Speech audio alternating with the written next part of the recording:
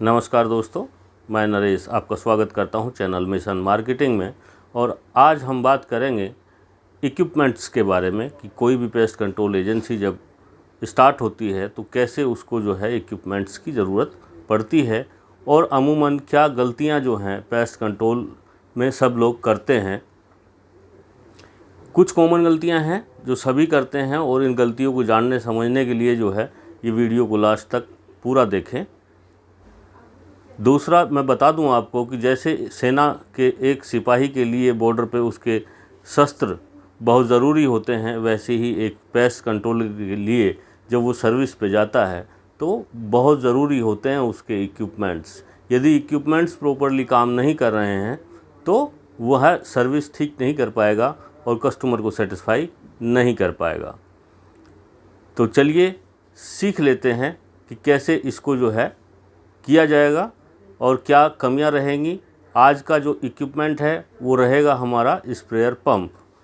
और वीडियो को आगे बढ़ाएं इससे पहले आप भावनाओं में ना बहें, चैनल को सब्सक्राइब कर लीजिए रेड बटन दबा करके और साथ में बेल आइकन को प्रेस कर दीजिए ताकि इससे रिलेटेड आपको वीडियोज़ जो हैं सबसे पहले मिलती रहें। ऐसी वीडियोज़ हम बनाते रहते हैं और इसको लाइक शेयर करना ना भूलें। अब शुरू करते हैं कि हम लोग जो है जब स्प्रेयर पंप की बात आती है तो सबसे पहले किचन में जो कॉलिन वाला स्प्रेयर पंप होता है उसके छिड़काव वाला वहीं से शुरुआत हो जाती है। सबसे पहला पंप हमें जो है वहीं देखने को मिलता है। पंप का मतलब होता है कि जिसमें जो है स्प्रिंकलर काम करता हो और छोटे छोटे जो है बारीक पार्टिकल्स के रूप में जो है वो छिड़काव करता हो। अब छिड़काव जो है वो किस कार्य के लिए और कितनी मात्रा में करना है उस पर डिपेंड करती है पंप की कैपेसिटी। ये तो हो गया एक छोटा सा जो है स्टार्टिंग की कैसे जो है पंप काम करेगा। पिचकारी भी जो है एक पंप ही है, उसी से इसका आविष्कार आगे बढ़ा है। अब यदि बात करें हम स्प्रेयर पंप्स की तो आज की डेट में बहुत सारे स्प्रेयर पंप बाज़ार में उपलब्ध हैं, हर काम और कैपेसिटी के हिसाब से हैं। लेकर के जो है आधा लीटर कैपेसिटी से और 3000 लीटर 4000 लीटर तक के जो हैं टैंक आ रहे हैं, जो ट्रैक्टर द्वारा चलित भी हैं। कुछ जो है वो कम कैपेसिटी के हैं तो उसके लिए दूसरी व्यवस्थाएं हैं और पीठ पे लगाकर चलाने वाले भी हैं। सबसे जो ज़्यादा पॉपुलर पहले पंप हुआ करता था वो था foot sprayer pump. Foot sprayer pump के बाद में फिर पीठ पे लगा के करने वाला जो था नेक्सेप था। और उसके बाद जो है अब 5 लीटर से और 3.5 लीटर की कैपेसिटी में जो है कंधे पे लटका के किए जाने वाला है। तो जो सबसे ज़्यादा प्रयोग होता है पेस्ट कंट्रोल इंडस्ट्री में वो पंप होता है 3.5 लीटर से लेकर के और 5 लीटर कैपेसिटी का जो पीतल वाला मेटालिक पंप होता है उसका प्रयोग सबसे ज़्यादा होता है।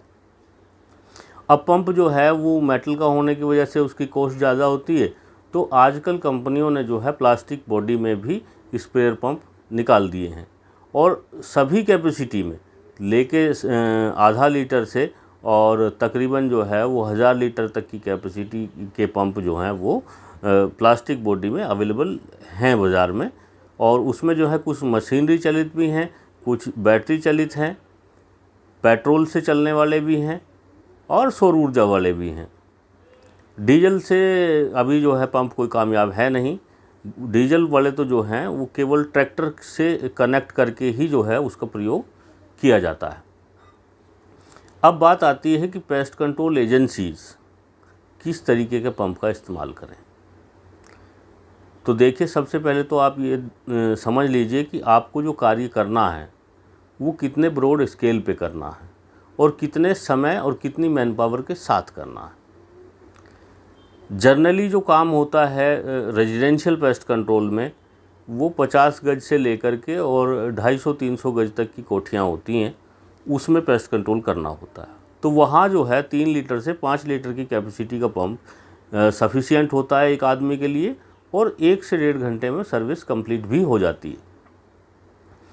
अब यदि आपको किसी सोसाइटीज़ में करना है और वहाँ जो है ऐसे 250-300 गज की जो कोठियाँ हैं वो कम से कम 1000-1500 की संख्या में है, तो ट्रीटमेंट भी आपको एक ही दिन में करना है, तो उसके लिए आपको जो है बैटरी चलित 15 से 18 लीटर की कैपेसिटी वाले 2 से 3 पंपों की आवश्यकता पड़ेगी। इससे भी ज़्यादा आप ब्रॉड लेवल पे जाना चाह रहे हैं, वहाँ आपको जो है फिर मशीनरी चलित वाले जो पंप होते हैं उनकी आवश्यकता पड़ेगी। पंप जो है वो स्प्रेइंग के काम में, फोलियर स्प्रे जितने भी होते हैं वो पंप से ही होंगे और बिना पंप के नहीं हो पाएंगे। तो आप अपनी कैपेसिटी के हिसाब से पंप को चुनें। 3 लीटर से लेके 5 लीटर की कैपेसिटी के कम से कम 3 से 4 पंप आपके पास स्टार्टिंग में होने चाहिए। 1-2 पंप जो है स्पेयर में आपके पास हमेशा रहना चाहिए। साथ में उसके कुछ स्पेयर पार्ट, जैसे कि उसके वाल्व्स, उसके नोजल, उसकी गन, ये सारे पार्ट जो हैं आपके पास 1-1, 2-2 स्पेयर में रहने चाहिए। कभी भी जो है उसकी आवश्यकता पड़ सकती है। पंप हमेशा बाज़ार से वही ख़रीदें जिसके स्पेयर पार्ट आसानी से मिलते हों, जो आप जो है उसको रिपेयर करा सकते हो। साथ में कुछ छोटे मोटे जो है स्पैनर वगैरह भी आप परचेज कर लीजिए, नोज प्लायर वगैरह ले लीजिए, ताकि जो है उसको छोटा मोटा कोई काम हो तो आप खोल बंद कर सकें।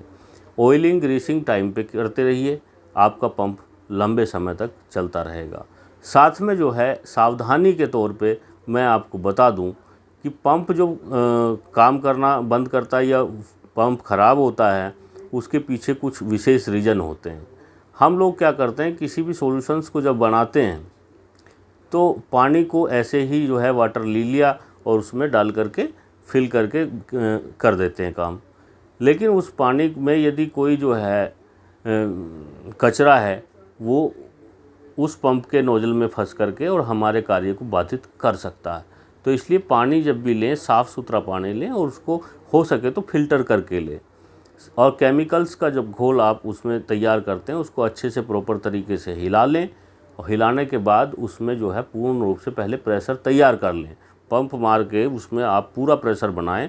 प्रेशर बनाने के बाद फिर आप जो है अपना कार्य स्टार्ट करें, और जब कार्य समाप्त हो जाता है तो उसका प्रेशर रिलीज़ करें।